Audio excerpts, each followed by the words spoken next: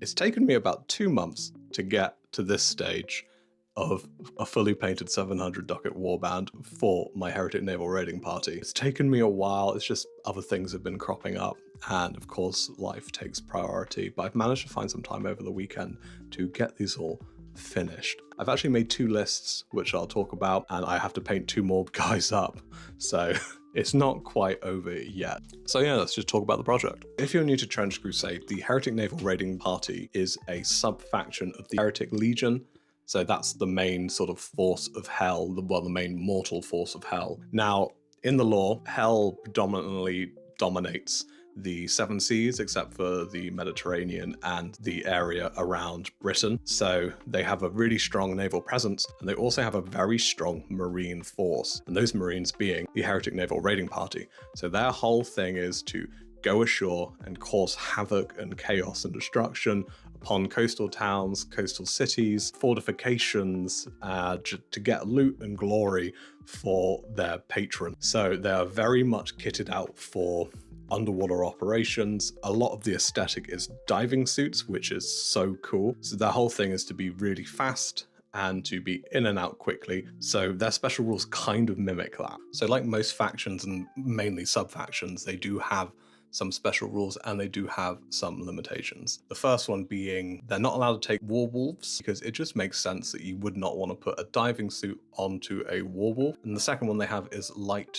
troops. So basically you're not allowed to take more than 1 artillery witch and no more than 2 anointed. So that's like the limitations for building. Now the special rules are where, like most factions, they come into their own. They have a special rule where they get +1 to their dashes. So to have that additional dice for your dash on all of your models is super good. They also have close assault weapons. So basically that reduces the cost of submachine guns to 25 ducats, which is incredible. So submachine guns, they do have a relatively short range, but they also have another special rule, which will hopefully help mitigate that. And that is 3 of their non-elites are able to take the infiltrator special rule. So this is going to be really good for setting up just really annoying targets on the board. Now, like I said, I've got 2 lists, both at 700 ducats, which I've been working on, and they're both potential campaign starters, as my current campaign I'm in is slowly coming to an end. It's one of my 3 choices of warbands, which I'm 4 choices of warbands, which I'm thinking of playing, that being Red Brigade, Defenders of the Iron Wall, the Great Hunger, and Heretic Naval Raiding Party. So let's talk about list number 1. First off in the list, we have our Heretic Priest. Now, he has gas grenades, he also has a sacrificial blade, he has a sword and axe, he also has reinforced armor, and he also has the ability, which he comes with, Puppet Master, which is a force move either on a friendly unit or a enemy unit, which can be really good situationally. Now his whole job, he's got some good range stats, he's got some good melee stats, he's just going to go in and cause some damage. He has tough, which is always nice. Next up in the list, and the last of my elites, is the Chorister. He has sacrificial blade, sword and axe, gas mask, combat helmet, as well as some armor. So his whole deal in this list is to be really annoying. He's got a debuffing aura, which will be really useful. It's 8 inches, so it's actually quite big. And he's got some really good combat stats, so his whole thing is we're going to get him into combat. I'm not putting grenades on him because he does have -2 to his range characteristics, so it would kind of defeat the purpose. Maybe a flamethrower would be better, but he wouldn't get the assault. Now for our troops. Our first troop is a anointed with a heavy flamer. Now, as you can see, he's got a machine gun. I just love the model too much to not use it. So the anointed has a heavy flamer, which has automatic 2, so it's going to be really good for generating blood and for caching that blood as well. Melee weapons, he's got a great hammer and a sword. He's going to be our main finisher in the list, especially with the automatic 2 for his heavy flamer. And he's also got infiltrator, so he's going to be up and close and hopefully causing some damage quite early on. Lastly in the list, we have 3 troopers. These troopers, they basically have the same kit. They have submachine guns, and they also have shields. 2 of them have infiltrator, and 1 of them has the Heretic Legionary upgrade. Now for our second list, we're going to be making some changes. First change is that we're going to be removing one of the submachine gun troopers.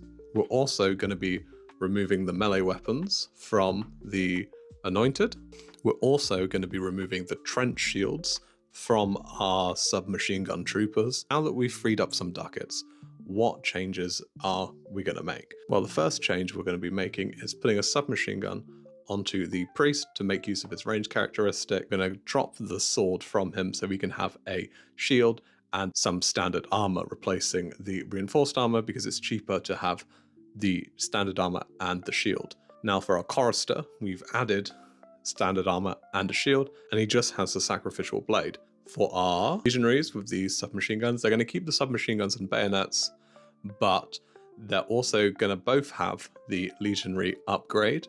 They're not going to have the infiltrators. We'll come to that in a minute. So they're going to both have some improved shooting, which is going to be really nice.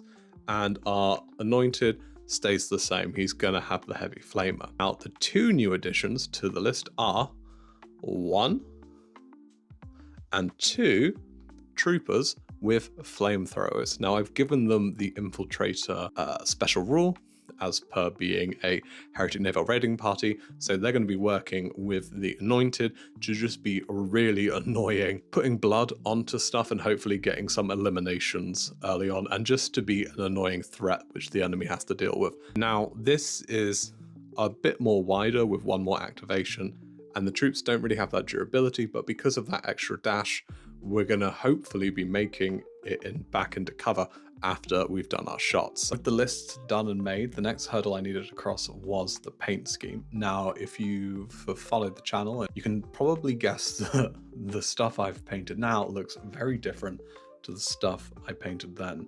This looks very much more like a traditional diving suit, whereas the newer ones I painted are very much more grim dark. Now, the departure from that color scheme was a number of factors. The main factor was that I was already painting up another warband, my Trench Pilgrims, which incorporated a lot of brass, so I didn't really want to do another brass warband, so I wanted to do something different. Secondly, I love rust, and I love painting rust, and I wanted another excuse to paint more rust. So I knew that rust was going to be involved, and rust and brass don't really mix. So that kind of got me thinking. So it was a lot of rust, stippling, and paintwork. So for the actual colors, so rust is a very warm color, so that kind of forced my hand in terms of picking a color. So I wanted to go with something which was a little bit more complementary. So I wanted to go green.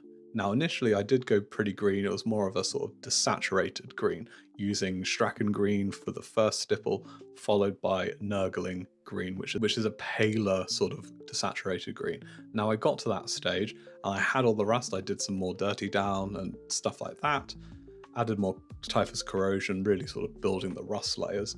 But something just wasn't sitting right with me after I thought I finished the warband.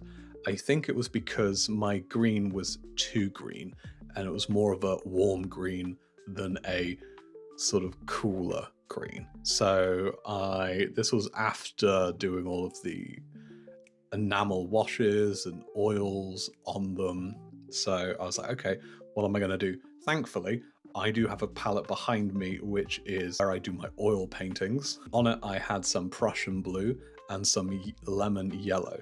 Now I mixed them together, but I wasn't really getting the green I wanted. Then I realized I had some turquoise colors, which was my Turquoise Light by Abteilung.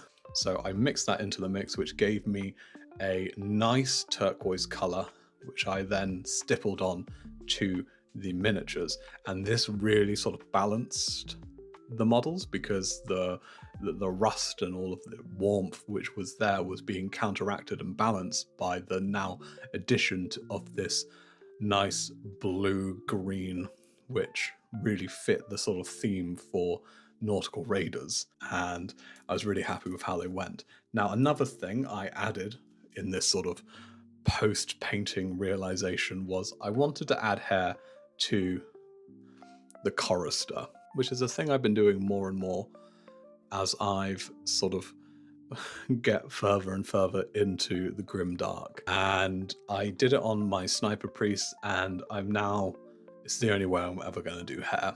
So I wanted to do add some hair onto it. So basically, I've just been following the Grimdark Compendium's doing hair, which is basically pull the end of the Q-tip, get some strands, get some PVA glue, stick it on, wait for it to dry, cut, and just play around with it. Just really happy with the direction they've gone. I thought that the brass also was going to be a little bit too not grim enough for me. I'm really enjoying the grim dark aesthetic more and more, and trying to get a miniature to look like a painting, something which you can take a photo of and it looks like an old painting. So that's the sort of direction I feel like I'm going as a miniature painter, and which very much is in line with my everyday life as a painter. So I've just been really enjoying that exploration of a more painterly approach to miniature painting. With that, that's probably where I'm going to end the video. If you're still here, thank you so much for watching. I really appreciate it, and I hope you've enjoyed this more focused look at a warband. Again, as I said, there are going to be more of these coming in the future. I have a Red Brigade one which I'm working on. I still got to get some paint jobs done for that, and I also have a Great Hunger and an Iron Sultanate, all possible warbands which I might play in my next campaign. So there's going to be a lot of painting in the future and a lot of talk about these factions. So yeah, again, thank you so much if you're still here, and if you've really enjoyed yourself, make sure to like, comment, and if you want to stick around for more Trench Crusade content, make sure to subscribe. I've been painting from the loam, and until next time, goodbye.